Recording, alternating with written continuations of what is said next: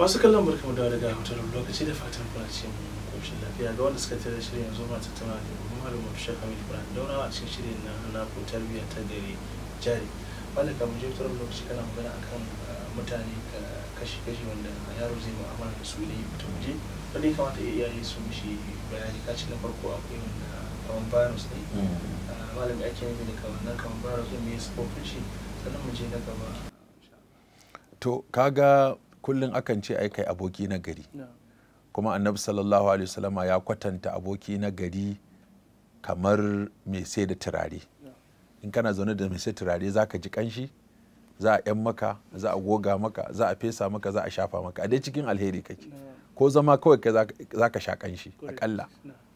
To sai kuma ya bada misali da abokin da ba na kwarai ba da kamar makeri a makera. Makeri a cikin makera kaga ga zafi, ga hayaki, ga tartsatsin wuta, ga kuma garin gawayi. Duka waɗannan ka zauna za su iya shafa ka kuma kowanne ba mai daɗi ba ne, ga ma ƙaurin ƙarfe. To haka nan sai malamai suka ce to mutane a wayar da kan mutane wajen mu'amala da su cewa za ka yi mu'amala da mutane ne kashi hudu. Akwai mutumin da kamar virus ne, kamar covid-19 ne, kamar kansa ne, gudunsa ake yi. Shine wanda yake ɗauke da ko wata gurɓatacciyar aƙida ko wani gurɓataccen hali. Kaga mai gurɓatacciyar aƙida zai kawo shubaha da za ta iya rikita yaro. Dole ka nuna masa yadda zai mu'amala da mutane masu ɗauke da gurɓatattun aƙidu munana. Cewa kada ya zauna da su, kada ya saurare su, kada kuma ya jayayya da su, kada ya musu da su, ko karatunsu da wa'azinsu da kai ya saurara. Don kai ji wata shubaha ta faɗa masa. Sannan akwai kuma mai gurɓataccen hali wanda suna shaye-shaye ko suna daba ko suna jagaliya ko su an yi sakaci sun lalace. To kaga yaro ya shiga cikinsu kamar yadda wani yake ce wani yaro shi kwandon tumatiri, idan ka ɗauki kwandon tumatiri gaba ɗaya kwandon ka ɗauko tumatiri guda ɗaya riɓaɓɓe gwala gwaji ka ɗora a kai in ka ba da awa ɗaya ya harbe su. To saboda haka zaman yaro nagartacce a tsakanin waɗanda suke marasa nagarta tunda ba wanda zai karfafa shi, ba wanda zai ji an faɗi abu mai kyau, yau da gobe wani abin sai ya dinga yin tasiri har sai ya zama jiki. To kaga ta nan ɓangaren shine abin da ake nufi da mutum mai kamar virus saboda munin halinsa ko munin aƙidarsa. Sannan na biyu shine wanda yake kamar magani kaga ba ko da yaushe ake bukata ba sai ana ciwo sannan za a bukace shi. To akwai mutanen da baka bukatar su sai in wani abu ya taso wanda yake na bukata. Kaga misali kamar kotu, 'yan sanda, lauya, likita, duk waɗannan ai ba ko da yaushe ake bukatar su ba ko sai kana da rigima zaka nemi lauya, sai kana da ciwo ko kana neman shawara zaka nemi likita, sai an kai ka ko ka kai zaka buƙaci police ko kaga akwai waɗanda irin jami'an kashe gobara. Kaga an ce wai sarkin musulmi aka ce a je a gaishe shi ce ko waɗannan masu wannan kala kayan Allah ji kansa shi Abubakar ya ce wai kuma waɗannan masu kalan kayan mai aikin ku, suka ce mun wuta ta kama mu kashe shi. To kada Allah shi kawo mana ranar aikin ku je ku ta karɓar albashi amma kada Allah shi kawo mana ranar da za a ce wuta ta kama a neme ku. To ka gani sai ta ba su albashi su ta zaman su haka, mota ta tsayawa tana sacewa saboda ba aikin yi. Aikin yin su ba daɗi gare shi ba, kamar jami'an kashe gobara ne da jami'an hatsari da sauransu. To wannan shine wato wasu mutane zaka buƙace su ne in buƙata ta tashi da kuma an yi buƙata shi kenan alaƙa ba tsawo take yi ba. To sannan akwai kuma waɗanda suke kamar abinci ne. Kaga abinci ai ana neman sa akalla sau 3 ko sau 2 a rana. Alaƙar ku da shi za ta zama alaƙa ce ta dab da dab. Ko da an yi nisa za ga nisan ba a yi nisa mai tsawo ba, kowa kuma za ga yana da irin wannan a rayuwarsa wanda da wuya ka wuni baka yi masa waya ba ko ya wuni bai kira ka ba. Na'am? To yawa aboki wanda yake na daf. Kuma abin da ke ka irin wannan ko dai wani abu ya zo iri ɗaya na tunani ko na wata bukata ko na kasuwanci ko na ilimi akwai dai wani abu dai da ke sa alaƙar ta yi nisa haka ta zama haka. To sannan akwai kuma wanda yake kamar numfashi, wato ba za a iya rabuwa da shi ko miskalar zaratin ba. Haka mutum da iyalinsa, kaga duk da ka tafi kana tunanin gida, su kuma suna tunanin ka dawo, kai ka tunanin ka tarar da gida lafiya, suna tunanin ka dawo lafiya. To kaga alaka ce ta ka fita ka dawo ne, su kuma suna jiran ka fita, suna jiran ka dawo. So da aka kaga wannan kusan kamar numfashi ne. To duk irin waɗannan abubuwa sai an wayawa da yaro kai, wanda uba zai dinga, shi ake kira a tarbiyya bil qissa wal amthila. Ka dinga ba yaro tarbiyya ta hanyar buga masa misali da kuma kawo masa kissoshi da labarai waɗanda suke akwai tasiri a ciki. nahnu naqussu alayka ahsanal qasasi bima awhayna ilayka hadzal qur'an wa kullan naqussu alayka min anba'i rusul ma nusabbitu bihi fu'adak. So ana kai magana akan wanda alakan ku dab da mai kamar da kai misali kamar abinci ne wanda kila so uku ko so biyu ake bukatar shi a rana. Wani lokaci wanda zaga yara musamman irin wannan matakin zaka cewa akwai sanar irin wannan abokanan wanda kuma sun shaku da su sosai, sannan kuma abokan halayen su ba shi da kyau. Da zamu zo magana akan abokai nan gaba.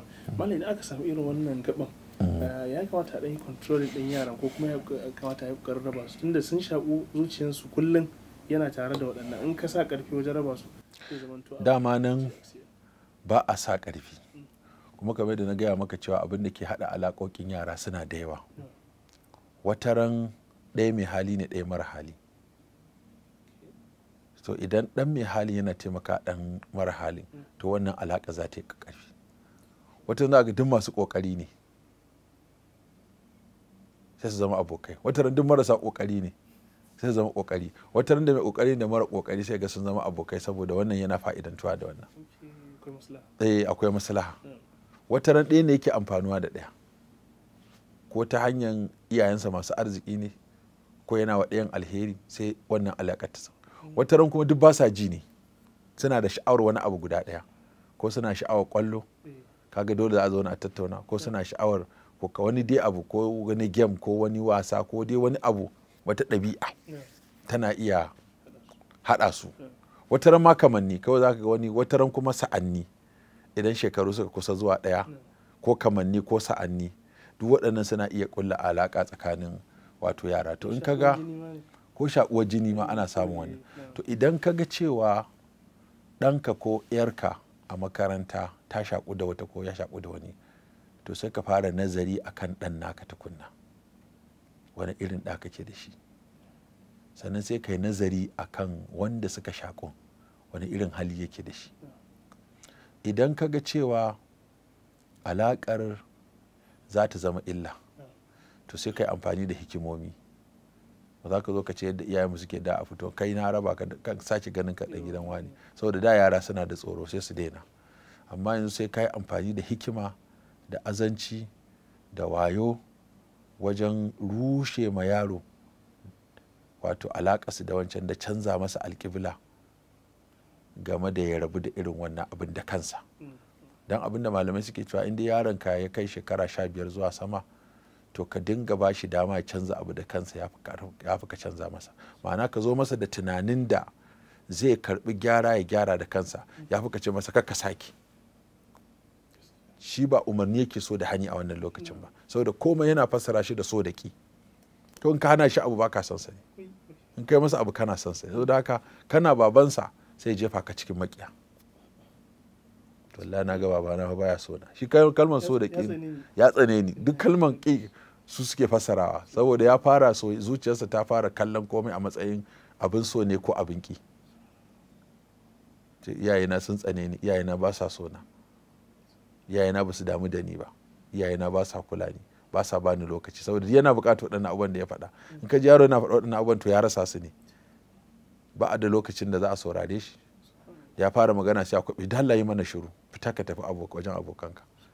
Shi kuma a lokacin yana son ya dinga samun tunani ne, yana ga yanzu ya wuce ya je cikin ƙananan yara. So da haka yana son iyayensa su buɗe masa ƙofar hiwar na tattaunawa, ya ga yana tattauna da mahaifinsa, da wani mahaifin bai ba da fuska ba. Mahaifiya aiki ya mata yawa, shi ma aiki ya masa yawa, in ya dawo a gaji, in ya fita bai da lokaci. So sai ka ga yara, to dole ku samu abokai, dole su je su yi hira, dole su je su su tattauna su je su yi abin dariya abin farin ciki duk za su yi waɗannan. To idan iyaye suka haramta wa 'ya'ya irin waɗannan lokutan to shine za ka ga yara dole sai sun fita waje sun je sun kulla abokai da wasu, kuma irin abin da suke sha'awa sai ka ga irin waɗannan abokan za su haɗu da su. To ka gani wata ran alaƙar ta ƙarfi sai ka ga wannan abokin ya fi uban da uwar tasiri akan yara. Shi sa wani yake cewa 'yan boko aƙida, kasa akwai 'yan boko sana'a akwai 'yan boko aƙida. Wanda ya ɗauki boko sana'a shine wanda ya karatun boko don ya aiki ya bada gudunmuwa ya amfana ya amfanar, amma wannan bai canza masa tarbiyyarsa ba ta zama abokwance ba, ɗabi'arsa ba ta zama haka ba. To wanda ya zama ɗan boko aƙida, matarsa da abokinsa sun fi uwarsa da ubansa, duk masu juya rayuwarsa daga matarsa sai abokansa. My wife, my schoolmate, my friend. Ba za ka ji kwata-kwata iyaye suna shigowa ba, saboda waɗannan su ya saba da su. Schoolmate kun shekara wataƙila tare aka yi secondary, tare aka yi jami'a, kuma gashi karatun ana yin sa da tsawo. Duk za ga wani yana cewa ai mun haɗa a secondary school, mun haɗa a jami'a, mun haɗa a NYSC. To nan ne yake samu ya ji ra'ayi akasin nasa, a ba shi dama a tattauna, amma yi jayayya a yi musu, da yana cin ƙwaƙwalwar ɗan adam. Kada ka ɗauka dan ɗanka ne ka faɗi ra'ayi ya ce bai yadda ba, shi ya kawo hujja. Wani sai ce a wannan ai ɓata yara ne. To ai zai koma je waje ya haka. Abin da yake so ne, gariza ce wannan cewa ba kowane ra'ayi zai karɓa ba. Saboda haka shi yasa aka ce uslubul art ya kamata a dinga ya kake gani game da kaza, dan ya shigo da ra'ayinsa. Ya kake gani game da wannan shigar da na ya tayi? Ta ai baba wallahi ta kai hular ce baka dan karya ta ka Allah kuwa. To kai ma taka kaza, to ya zai gina kwakwalwarsa. Buɗe waɗannan tunani da yara da ba su dama ana hira ana magana da su, wanda wasu ke ga kamar in suka buɗe wannan kofar yara za su shigo jikinsu sosai, kuma hakan suna kama zai iya haifar da reni. To gaskiya kai kake gina kwakwalwar ɗanka, kai kake gina tunaninsa, kai za ka suranta abin da yake damunsa da inda yake, zai zama kai ne babban abokinsa a duniya wanda duk wata damuwa zai iya zuwa ya gaya maka don ka ba shi kofa. Man ba haka ba, abokinsa wallahi sai raba ka da shi. Kai ka haife shi, kai ka biya kuɗin makaranta, amma rana ɗaya ka ɗora wani ya ce aba ya zama a ce shi baba ya zai ma a haka, sai ka kawai laya ka ga yaro rana guda ya juya maka baya. Ka ji mutum yana ce oh na yaro wai ka haifi yaro wai zo ka gaya masa abu yaki. To ta wace hanya ka gaya masa? Ka saba kana ba da umarni ne sai ka ɗauka har yanzu kalmar umarni ce za ta tafiya. Gaga Allah shi ya halicce mu, ma ka ga yadda yake mana magana. Ka duba Luqman yadda yake waɗansa ya bunayya. Ka duba annabi Yaqub yadda yake annabi Yusuf, ya bunayya la taqsur aka ala ikwatak, ya abati ya bunayya ya abati, haka za ka ta gani. Annabi Ibrahim yana cewa ya abati, ya bunayya inni ara fil manami wajen annabi Ibrahim, ya bunayya la taqsur uyaka wajen annabi Yaqub, ya bunayya aqimus sala wajen Luqman. Kaga duk suna tausasa ma 'ya'yansu wajen gaya musu kalami wanda zai musu tasiri a zukatansu ya kuma isar da wani muhimmin sako. To wannan shine abin da ya kamata uba ya gina tunanin ɗansa, ya gina fikirarsa, ya gina tunaninsa, ya kuma gina ƙwaƙwalwarsa, sannan kuma ya dinga fahimtar abin da ke damunsa. Wajen magana wancan abokin kenan zai gina ƙwaƙwalwar shi akan cewa wancan abokin ne ba na kwarai bane, wajen nuna mishi waɗansu siffofi da wancan abokin yake domin ya raba su da shi. Ai dama abin da zai yi in dai har yaro ya fara wayo, kiransa za ka yi ku zauna, wai wani me yasa kuke abota da shi, ya gaya maka asbab din fatawa. Kai kake amfanuwa da abotar ko shi yake amfanuwa? Me ka gani a gurinsa wanda ya burge ka haka ja shi a jiki? So ka yi wa yaro wani abin da zai ta kama kame, in ya kasa kawo a to ni kaga ni ina yaro ba haka nake abota ba, ina abota da wanda za mu karar da juna ne ko wanda ni zan karu. Amma kai abota da duk waɗanda suke gabaki ɗaya da kai suka jingina, to kai ba za ka ci gaba, kuma shi yake kama su hasada su yawa a ƙarƙashin ka.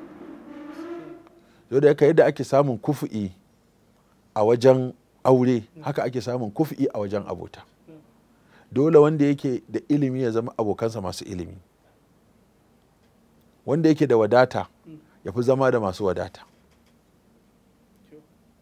Shi ne za a dinga maganar wadata. Yasa na ba wani shawara, yana unguwar talakawa sai Allah ya masa arziki, wai sai ya ce masa za a daga gida ta nan sai an ce kaga ka tashi ka koma unguwar mawadata. In ka zauna yau ka sai gidan makoci ta nan barin, ka sai gidan makoci ta nan barin, to wannan abin duka a cikin bakin ciki za ka tashi da bacin rai.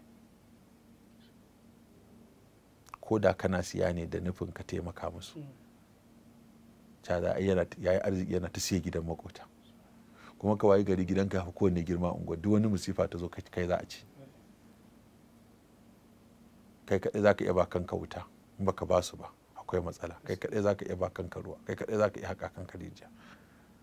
In kuma ka yi aita lalatawa ta rigima da kai, ƙara wannan gidan ka mai musu da shi islamiyya, ko ka mai da shi masallaci, ko ka mai da shi asibiti, ka ba da gudunmawa, ka tashi ka koma cikin masu arziki kai gida, can sai ka dinga ba su gudunmawa.